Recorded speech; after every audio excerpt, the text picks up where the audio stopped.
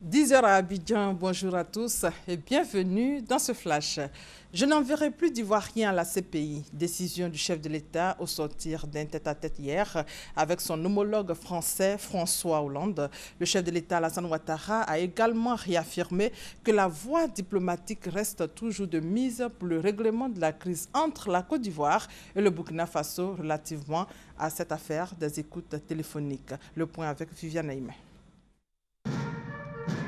Le chef de l'État ivoirien Alassane Ouattara, reçu à l'Élysée ce jeudi 4 février pour une première rencontre en ce début d'année 2016 avec son homologue français François Hollande.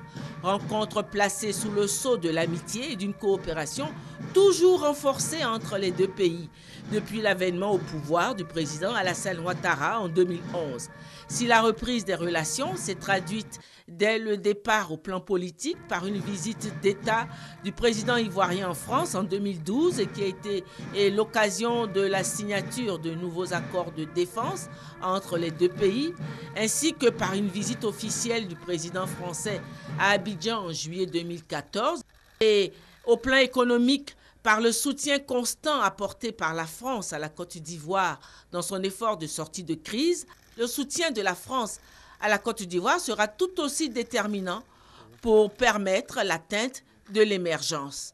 Mais pour l'heure, de nouveaux défis se font jour, notamment le défi sécuritaire face à la menace d'attentats terroristes djihadistes depuis l'attentat contre le splendide hôtel de Ouagadougou.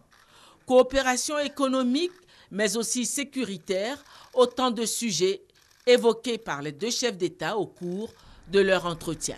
Au sortir de son tête-à-tête avec son homologue français, le chef de l'État s'est prêté aux questions des journalistes. Juste à propos de la CPI, vous en avez aussi parlé à l'Union africaine. Plusieurs pays africains ont fait savoir qu'ils voulaient se retirer de la CPI. Est-ce que c'est votre position?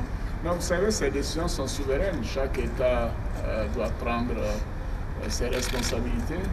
La Côte d'Ivoire, avant de signer un document, avant de participer à une convention internationale, analyse bien les conséquences.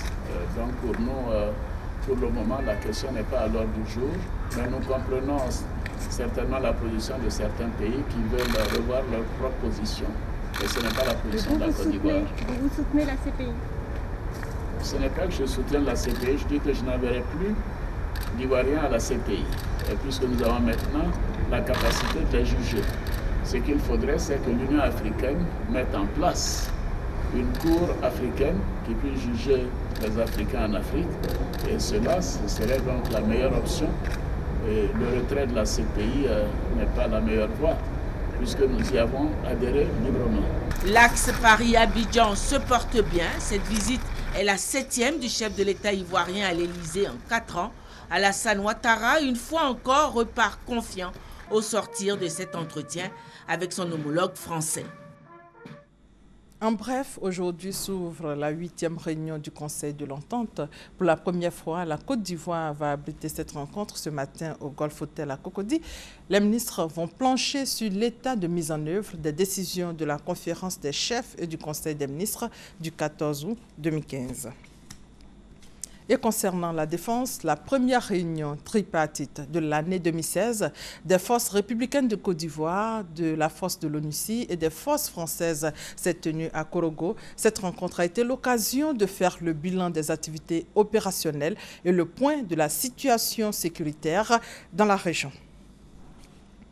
Hier, journée mondiale de lutte contre le cancer.